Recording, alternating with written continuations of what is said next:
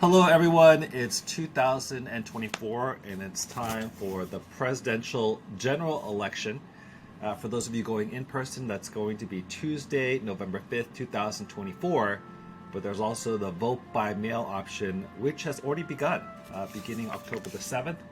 And so you're going to want to fill out your ballots. I received my official vote by mail ballot, so it came to me. I'm going to be plugging things away and then submitting it by mail. So as simple as that. So as we look at the presidential general election, oftentimes we're thinking about just the major figures that are oftentimes in the news. But I just want to let you know that all your local representatives are also very influential in your community as well, in making decisions on your behalf.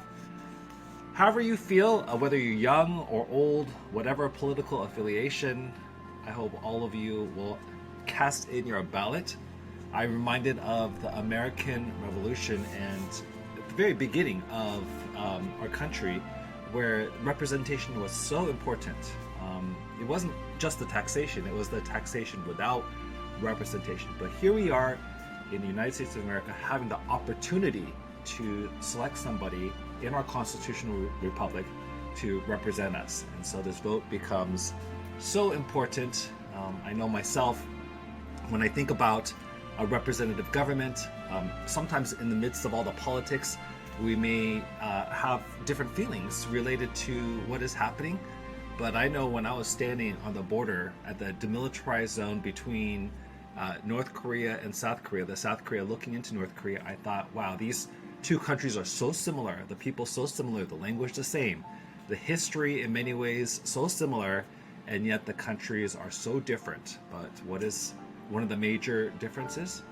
Well, it has to be the constitutional republic. One is a constitutional republic, while another is a dictatorship. And so this representation, once again, matters.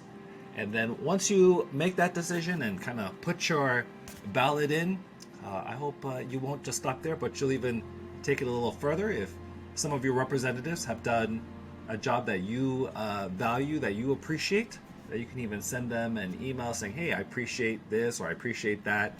I'll tell you this, when it comes to especially locally elected governing officials, representatives, this salary is not like a huge salary. Sometimes it's volunteer, sometimes like a community service. So they could probably make that same kind of income much more in another space. But there they are representing you, serving their community. So be sure to support them and give them your thanks, whoever that person is. So who am I going to vote for?